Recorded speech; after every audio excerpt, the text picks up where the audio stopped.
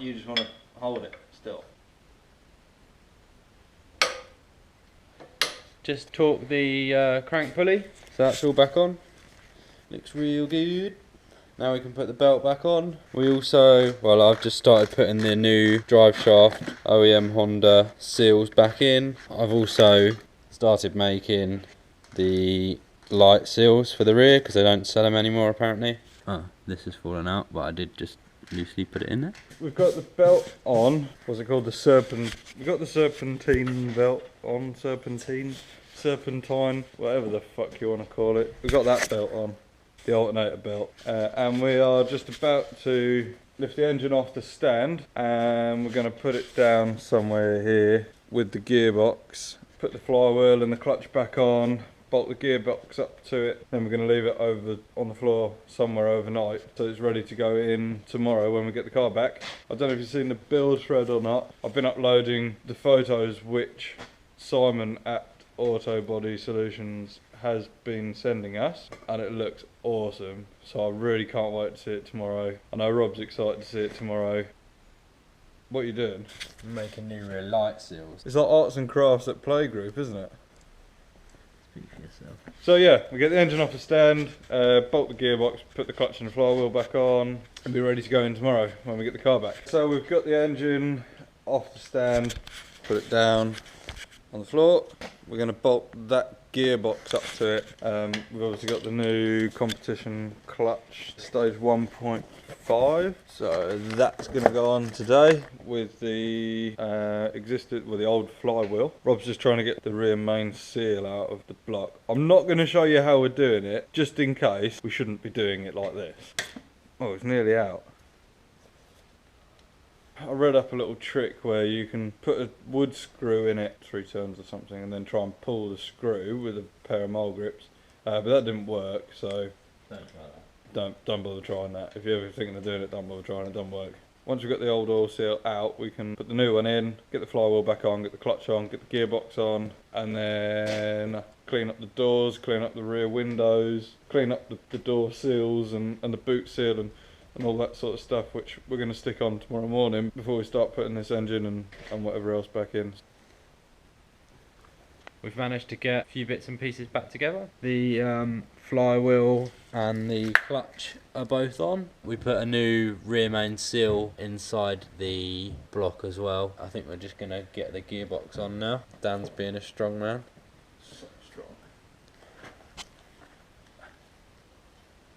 After a bit of wiggling and arguing, we managed to get the gearbox mated up almost now. So Rob's just cleaning off the heads of the bolts because they're all rusty and looks a bit shit. So, and then once he's done that, we can bolt it up. I think that'll be it for the day then, to be honest. It's about 10:15 now, and the gate normally gets locked at 9. So hopefully we'll be able to go home. If not, we'll be cracking on through the night, I suppose. We've got it all back together, really pleased with it. It looks super cool. There's a couple more bits that need to go on, but we can do that while it's actually in the car, so it looks really good. Everything's back on, all bolted back up nicely. Obviously clutch is in, half shaft back in, all of that stuff around the back's all done. You need to find the bracket that holds this to here because that's not the hole for it.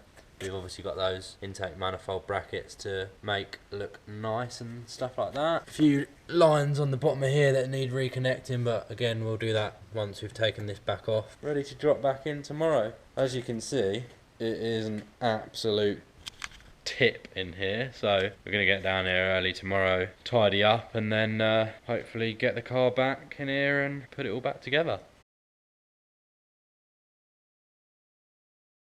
Today is the day we get the car back from the body shop. Many excite. We've just got a load of shit to clear up first before we can go and get it. We'll do that and then we'll pick up once we're there. That was an awkward ghost there, wasn't it? So we've just been down here for an hour or so tidying up, sort of sweeping up and just making sure there's no glass or screws on the floor ready for the car. We're just taking a whole load of stuff to the dump and then we're going to the body shop to meet Simon and Mark who's going to bring the car back for us again. We're just pulling up to the body shop. Rob's just had a bit of road rage. Missed that on camera though. Scale of 1 to 10, how excited are you? 11 to 7. That's excited. Auto Body Solutions. Oh, can't wait to see it. There she is. So yeah, we just come down to Auto Body and it looks so good.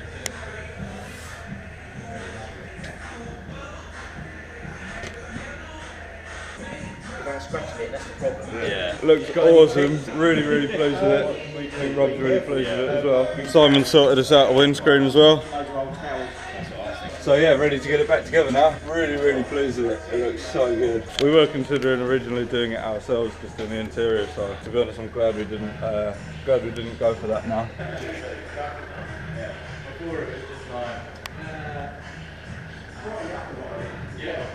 He's also painted a boot lid, which is obviously on the inside. Simon's bonded in the sunroof for us as well. So yeah, really pleased. Definitely recommend these guys if you're thinking of doing anything similar. Are you taking the piss? I am. I said you look kind of fly for a ginger guy. Looks so good. Loaded up onto the race van.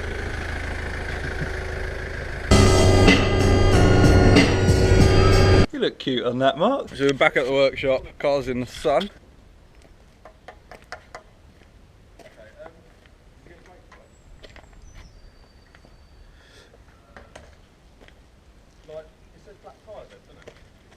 Just going to get it offloaded now.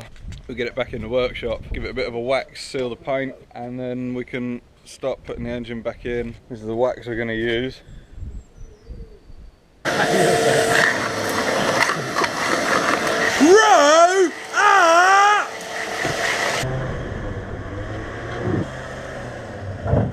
Mark's repping. The official Hondas in South race van.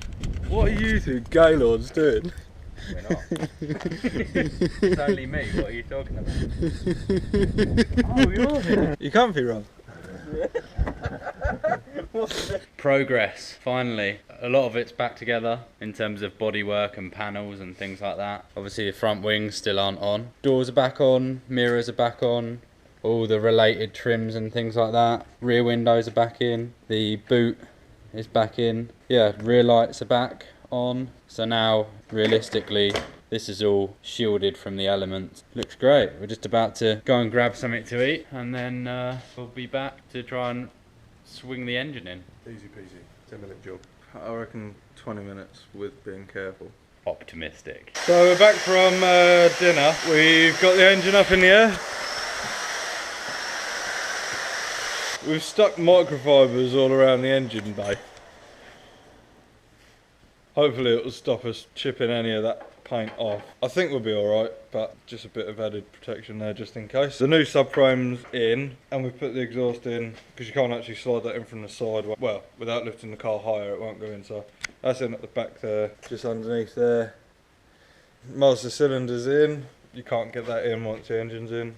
Yeah, so I think we're deep breath and in we go. What do you think? I'm scared.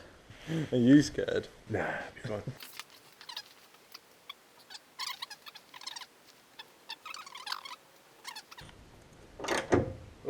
The GoPro was almost out of battery, but we've made a bit more progress. So we've got the engine bolted in, all three mounts. We've got the alternator and the idler pulley. We got all that bit back on. We did actually have to take it off because there was no way we were getting it in there with it on. It was just too big, too bulky, so we had to get all that off to get it in. It took us a little while, a bit of fucking around. We had to get the VTEC solenoid off and the oil filter, but they're both back on now as well. All the suspension setup's going back on. We've got the new drive shaft back in, the hub's back in for the first time. We're just on our way back to the workshop today. A little bit less progress than we'd hoped yesterday, but for good reasons really. We were just trying to be as careful as possible really. We got the roof fixed, engine back in, all the doors, the windows, the seals and all that sort of stuff back on. It looks really good at the moment. So today's plan is to get the other drive shaft and the new hub back on, get the suspension back on the front, Then I think we're going to jack up the rear, try and get the fuel tank and the new rear trolling arms on, and get the handbrake back on because at the moment it doesn't have a handbrake. Just pretty much go from there, to be honest. We start refurbing the rocker cover. We've got loads to do. Hopefully it'll move quite quickly because obviously we've test fitted everything. It's all new stuff, so we've got a lot of new bolts. We need to put the front traction on. So there's a bit of pissing about with stuff that hasn't been on before, but most of it we've had it on before, and so we'll keep you updated. I got a new cable for my GoPro, so hopefully we'll have 2 going today and we can sort of video a bit of what we're doing as well. Rob's got himself lost on the way to the workshop, which we've been to about 100 times. Dan's just taken the rocker cover off to get all the paint off, so just giving it a bit of paint stripper. Seems to be working. The rocker cover's outside, just waiting for that paint stripper to go off a bit before I go back out to that. So we've put back together the front suspension. We've got the drive shafts back in. I don't know if you can see up there how tight everything is. The oil filter up there with the half shaft and the clearance between the half shaft and the exhaust, pretty tight. But yeah, we've got the drive shaft back on both sides now. New Skunk 2 camber arms. These are the VT hubs, obviously, with the new CV joints that we put on, and we've swapped the inner CV joints. This shaft would have, on an EP3, have been on the other side, but now it's on this side. Apparently you can get, I think you can get binding issues because they're slightly different lengths. They look very similar lengths, but they're slightly different, so you can get binding issues. We've got the new subframe and refurb steering rack, and all these arms are back on, so just need to bolt it back up. Bolt on this side.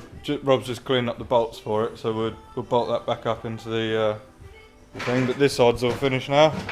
And cleaned all the head, all the nuts, all the drive shaft, steering rack's all connected. Hubs are all on. We're still on standard suspension for the moment. That will hopefully change soon. But we haven't got any coilovers for it yet. How you doing under there, Rob? I love it. I managed to get the traction bar back on, so I'm just going to start building up the traction rods to go between here and the lower control arms, and then we can stick those back on. But that's back installed in the car with the rad supports there as well. I'm just going to start building these up with all the hardware and stuff that's in here as well. Dan's been working on getting the rocker cover all stripped off, or the paint all stripped off. That's what it looks like now. I think the last few bits of red we're going to get off with some sandpaper. Absolute pain in the arse to do, so we'll pick that up next time. I think we both had a go at getting the traction bar on, which is now where it needs to be. So you have, I don't know if you can see, but 2 bolts attached where the OEM mounting point is, and you've got some jam nuts on this rod which go down to the front there. It still needs a bit of fine tuning. This bracket here is supposed to sit flat, but this bolt here doesn't allow enough movement here, so you've got up and down movement on there, but we can't jam it up far enough for this to sit flush, so you can see there's a little bit of a gap there. So we'll fix that later on, but other than that, everything else is in.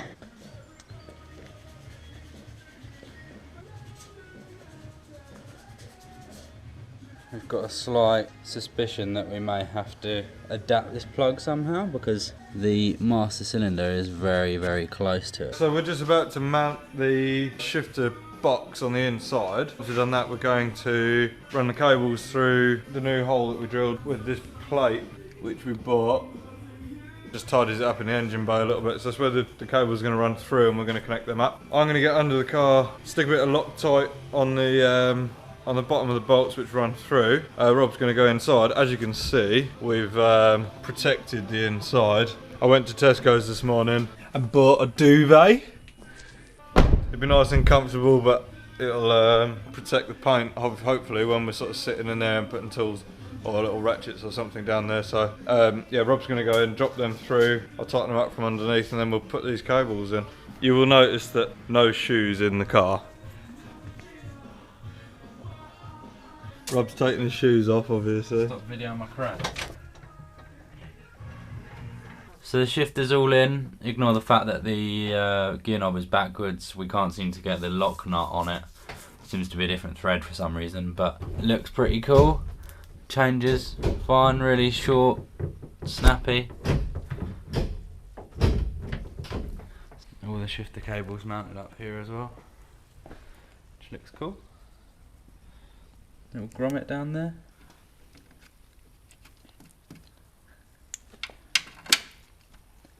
Awesome. There's a bit of overhang on that hole where we had to mount the AFPR. Rob was very bravely just trimmed that paint back slightly. I didn't want to do it. Those ribbon nuts fit through, so he will now squeeze.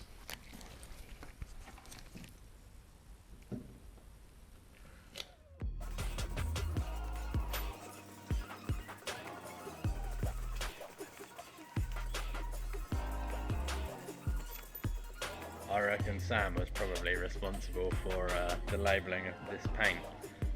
The silver is rated to 800.